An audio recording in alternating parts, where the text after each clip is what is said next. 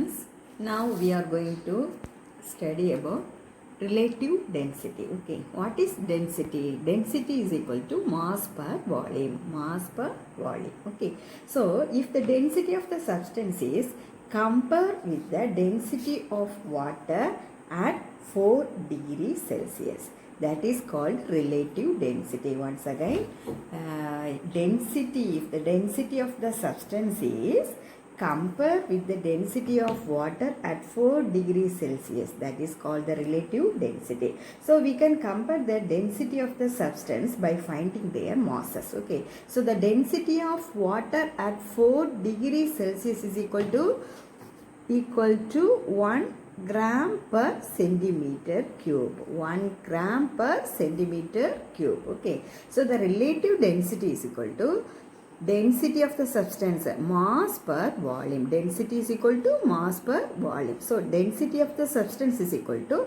mass of the substance by volume of the substance. Okay, so here density of water equal to mass of water by volume of water.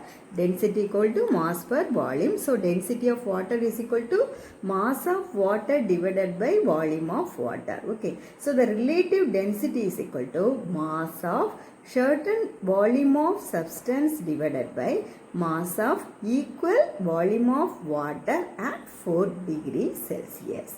Now we are going to study the floating and singing. Floating and singing. So the density of the substance is mass per volume of the substance. Yes. So what is density of the substance? Density of the substance is mass per unit volume of the substance. Okay, here if the substance is less dense than water, it will float. Okay, if the substance is less dense than water, it will float. For example, wood float on water. Okay, here if the substance is more dense than water, it will sink. Okay, if the piece of wood is placed on the water, so the wood will float because the density of the wood is less than the density of water. Okay, here next example, stone sinks on water. Why? If the stone is placed on the water, the stone will sink. Why? The density of the stone is more than the density of water. Density of the stone is more than the density of water. Do you understand clearly? Problem number 5. You have a block of a mystery material 12 centimeter long, 11 centimeter width and 3.5 centimeter thick. Okay, so its mass is 1155 grams. What do you find out? What is its density? Will it float in a tank of water or sea? This is the second question. So the solution, density formula, density is equal to mass per volume. Mass per volume. Here mass is 1155 divided by volume is equal to, here 12 centimeter long, 11 centimeter width and 3.5 centimeter thick. So 12 into 11 into 3.5. Now you calculate the value, 1555 gram divided by 462 centimeter cube. Okay, now you cancel the value, you find out next 2.5 gram centimeter minus 3. Okay, next question. So what is its density? Density is equal to 2.5 gram centimeter power minus 3.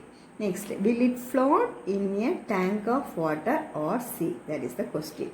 So here density of the substance is compared to the density of water. Okay, density of the substance is compared to the density of water. So the density of water is equal to how much? The density of water, density of water equal to 1 gram centimeter power minus 3. Here the value is 2.5 gram centimeter minus 3. Okay, so here how did you write? The mystery material is denser than the water. So it sinks. Now we are going to learn about hydrometer. Okay. So this instrument is used to measure the density or relative density of the liquid. So the hydrometer is based on the principle of flotation. It is based on the principle of flotation. It consists of the cylindrical stem and narrow tube. Okay. So it consists of the cylindrical stem and it's having the spherical bulb. So it having the narrow tube at the upper end. So now you see the lower spherical bulb. It is partially filled with lead shot or mercury. So it helps to float on the liquid. Okay. So it helps to float or stand vertically in liquid.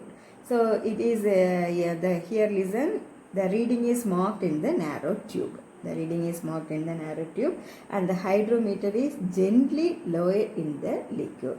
Now you see it floats freely. Why? The hydrometer is based on the principle of flotation. Okay. So the density of the milk is measured by lactometer. Density of the milk is measured by lactometer. Density of the sugar in a liquid is measured by saccharometer. Okay. Density of sugar in a liquid is measured by saccharometer. And the alcohol in spirit is measured by alcoholometer. Alcoholometer. Next one, we are going to study the lactometer. Okay. This instrument is used to measure the purity of milk. It works on the principle of gravity of milk. It works on the principle of gravity of milk. It consists of the long graduated test tube and it's having the cylindrical bulb. Okay. The test tube is filled with air. Here, the spherical bulb is filled with mercury. It is used to sink the proper level and it floats upright position in the milk. Okay. Inside the lactometer, there may be a thermometer. Okay. It extending from the bulb up into the upper part of the test tube. So now we measure the reading. So the lactometer is used to measure the cream content of milk. Okay, cream content of milk. The average reading of normal milk is 32. The average reading of normal milk is 32. The lactometer is used to measure the milk processing unit and dairies. Next, we are going to learn about buoyancy. Okay, here P is equal to H into rho into G. P is pressure, H is equal to height and density, and G is the acceleration due to gravity. Okay. Here this is the object. So the object weight is applying to downward. The object weight is applying to downward. Okay. So here the pressure is more than the bottom of the liquid and less at the top of the liquid. Pressure is more than the bottom of the liquid and less at the top of the liquid. So the pressure depends, causes a force to the object to push it upward position.